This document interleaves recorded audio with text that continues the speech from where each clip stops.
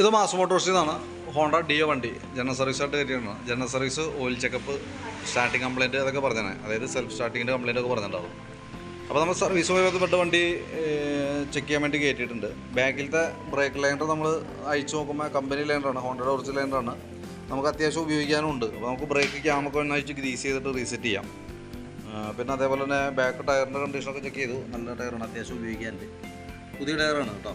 ഹബിനകത്ത് വേറെ പറയാത്ത കംപ്ലയിൻസോ കാര്യങ്ങളൊന്നുമില്ല. അപ്പോൾ ബാക്ക് ബ്രേക്കിൻ്റെ ഭാഗത്ത് ഈ പറഞ്ഞ രീതിയിലുള്ള ലൈനർ മാറ്റി ലൈനർ ക്ലീൻ ചെയ്ത് ബ്രേക്ക് ക്യാം അഴിച്ച് ഗ്രീസ് ചെയ്ത് റീസെറ്റ് ചെയ്താൽ മതി. പിന്നെ ഈ സൈഡിൽ ചെറിയൊരു ഓയിൽ നനവ് കാണുന്നുണ്ട്. അത് ശരിക്കും പറഞ്ഞു കഴിഞ്ഞാൽ ലീക്കെന്ന് പറയാവുന്ന കണ്ടീഷനിലേക്ക് ആയിട്ടൊന്നുമില്ല. ചെറിയൊരു നനവ് സ്റ്റാർട്ട് ചെയ്തിട്ടുണ്ട് കേട്ടോ. കൂടുതലായിട്ട് വരാണെങ്കിൽ നമുക്ക് അയച്ച് ഓയിൽസിൽ മാറ്റേണ്ടി വരും. പക്ഷേ ഇപ്പോൾ നമുക്കൊന്നും ചെയ്യണ്ട. ജസ്റ്റ് ഞാൻ അതിൻ്റെ ആ ലക്ഷണം കാണിച്ചാണ്, കണ്ടപ്പോൾ ഒന്ന് ഇൻഫോം ചെയ്തെന്നുള്ളൂ. പിന്നെ അത് കൂടാണ്ട് നമ്മൾ അതിൻ്റെ എയർ ഫിൽറ്ററിൻ്റെ ഭാഗം അഴിച്ചിട്ടുണ്ട്. എയർ ഫിൽറ്റർ നമ്മൾ ഒന്ന് ക്ലീനാക്കി നമുക്ക് റീസെറ്റ് ചെയ്യാം. ശരിക്കും ഇത് കമ്പനി ഫിൽറ്ററൊന്നുമല്ല, ഡ്യൂപ്ലിക്കേറ്റ് ഫിൽറ്ററാണ് നമുക്ക് കിടക്കണം കേട്ടോ. എന്നാൽ പോലും നമുക്ക് തൽക്കാലം എയർ അടിച്ചൊന്ന് ക്ലീനാക്കി റീസെറ്റ് ചെയ്യാം. പേപ്പർ ടൈപ്പ് ഫിൽറ്ററാണ്, ഒറിജിനലല്ല, ഡ്യൂപ്ലിക്കേറ്റാണ്.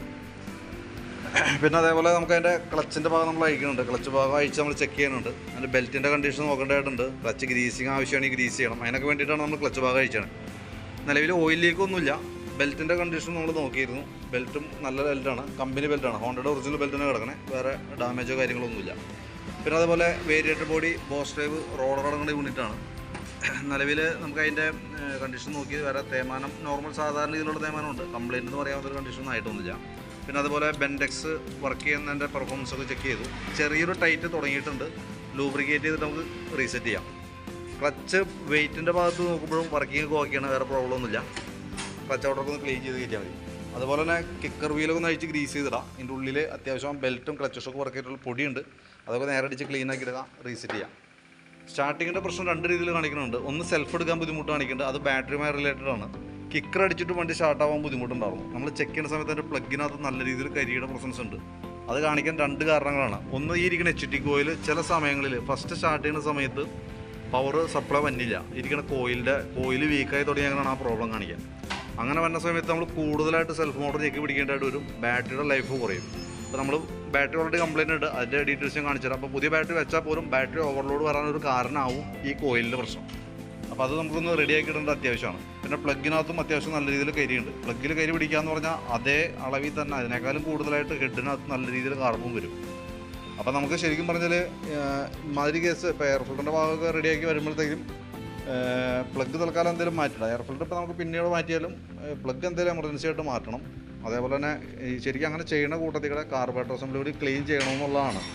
കാർബറേറ്റർ അഴിച്ച് ക്ലീൻ ചെയ്തിട്ട് റീസെറ്റ് ചെയ്യണം എന്നുള്ളതാണ് അതിൻ്റെ കറക്റ്റ് റൈറ്റ് മെത്തേഡ്. കാരണം ഞാൻ കാർബൺ ഡെപ്പോസിറ്റ് കൂടുതൽ വരാനൊരു മെയിൻ റീസൺ പെട്രോളിൻ്റെ കൺസപ്ഷൻ ആവാനാണ് സാധ്യത. നിലവിൽ അങ്ങനത്തെ ഒരു കംപ്ലയിൻസൊന്നും നമ്മുടെ അടുത്ത് പറഞ്ഞിട്ടില്ല. ജനറലായിട്ടുള്ള സർവീസ് മാത്രമേ പറഞ്ഞിട്ടുള്ളൂ. നമുക്കിപ്പോൾ ചെക്ക് ചെയ്യുമ്പോൾ കാണുന്നൊരു പ്രോബ്ലമാണ് നമ്മളിപ്പോൾ ശ്രദ്ധയിൽപ്പെടുത്തുന്നത്. അപ്പോൾ നോക്കിയിട്ട് നിങ്ങൾ പെർമിഷൻ തരാണെങ്കിൽ മാത്രമാണ് നമ്മൾ കാർബറേറ്റർ ആയാലും അഴിച്ച് ക്ലീൻ ചെയ്യുള്ളൂ കേട്ടോ. ജനറൽ സർവീസ് എന്ന് പറഞ്ഞാൽ ബാക്കിയത്തെ ഭാഗങ്ങളൊക്കെ നമ്മൾ ക്ലിയർ ചെയ്യുന്നുണ്ട്.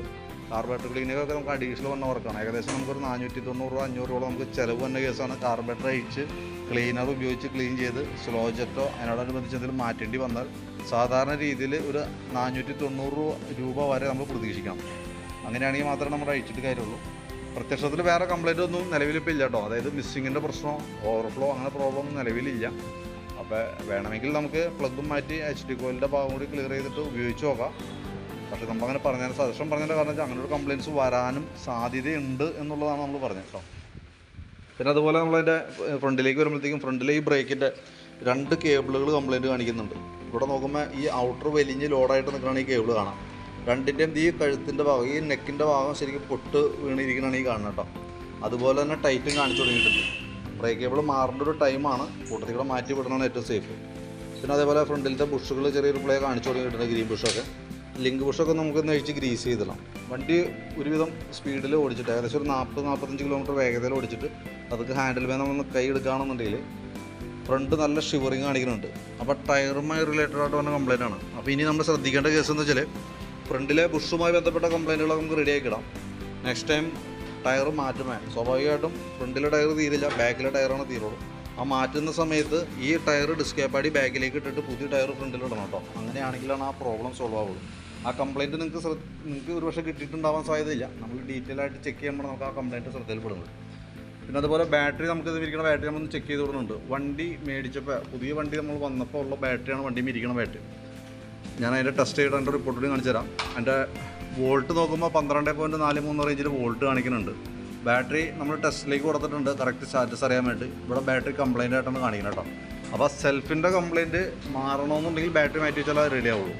ബാറ്ററിയുമായി ബന്ധപ്പെട്ട സെൽഫിൻ്റെ കംപ്ലയിൻറ്റ് മാറിക്കോളും. നിലവിൽ അതേപോലെ തന്നെ ഒരു ബ്രേക്കിൻ്റെ സ്വിച്ചും ചെറുതായിട്ട് കംപ്ലയിൻ്റ് ഉണ്ട്.